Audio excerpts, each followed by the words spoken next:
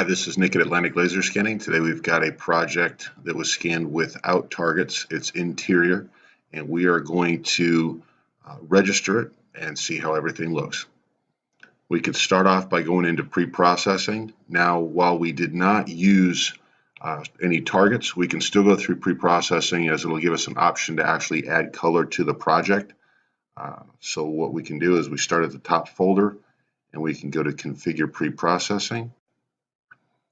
And as we see here, we've got options for targets, which we did not use.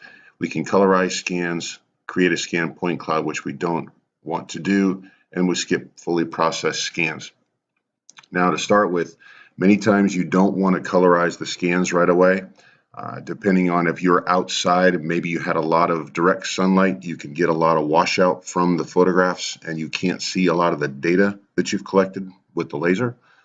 That's one reason to not colorize the scans until afterwards.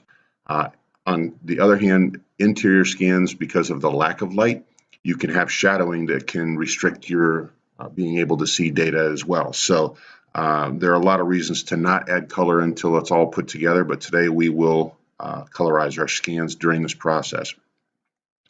At the bottom here, we can perform automatic registration. Here's our option.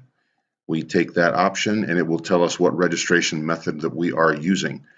Here's our options: target based, which again, we're not using targets; top view, cloud to cloud, or both top view and cloud to cloud, which is what we will do. This is defined as basically the software looks down on each scan and looks for geometry, whether it's walls, furniture, equipment, and then takes scan number 1 and scan number 2 and starts to overlap them, looking for common geometry. Once that then is put together, it will run a cloud to cloud looking for common XYZ points in space, and that will tighten up the registration. So we're going to go ahead and stick with top view and cloud to cloud and start processing. As we can see, our pre-processing was successful. We've got a green light. We can right-click and lock that group of scans. And if we want to take a look at them, we will go ahead and click a correspondence view. It's going to have us say yes to loading all of the scans. Our basic positioning leads us to believe that this is going to be exactly where they should be. They're in a line, and in a minute or two you'll see all of the scans load and we can see everything in 3D. Now everything is loaded. We drop a center point,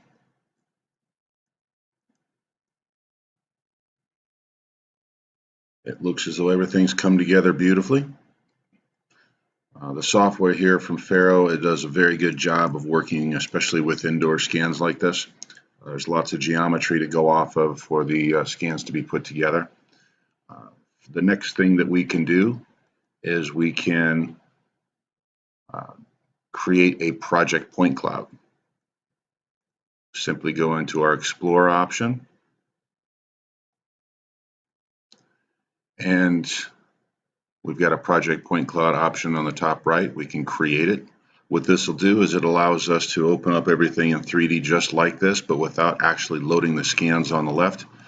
Makes the computer work faster, and there's less stress on the computer because there's no need to have all of these loaded and the point clouds basically on your desktop.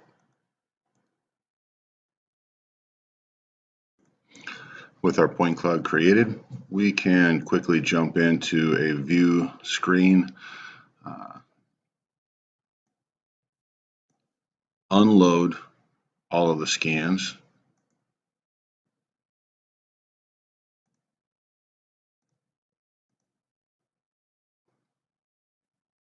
and now we've got the exact same view. Nothing's loaded over here, and it's much less of a stress on the computer.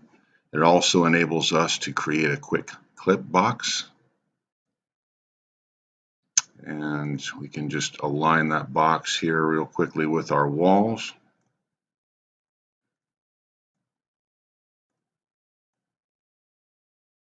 In this case, we want to see some of the things inside of this building, so we can just bring that clip box down, take a look inside, and at this point we can just make the clip box invisible, and with our measuring tool we can measure between anything on the project in 3D this way. If there's something specific that we want to get to, say this line in the middle, we'll just bring our clip box back,